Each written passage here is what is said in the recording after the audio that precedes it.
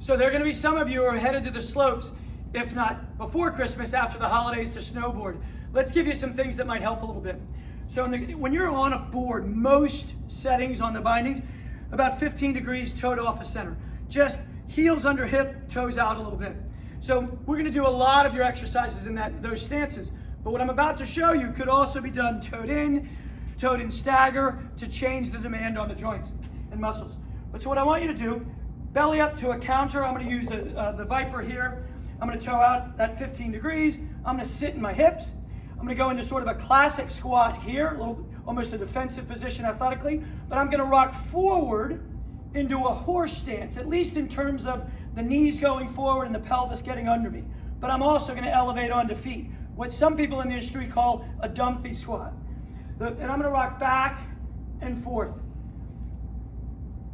I'm hinging a bit, I'm horse dancing. From there, once you get stable, because of course you're not going to be holding on to anything on the slopes, we want to add some load. So it would come off, do it without hands. I'm going to skip right to doing it off hands with load up top. So from a front view, I'm here, I'm rocking.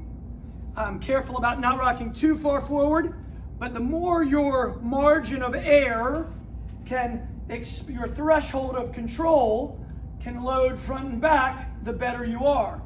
You could progress getting deeper, even deeper than you might when you're going down the slope, just to give you a buffer zone mechanically to catch yourself if that happens.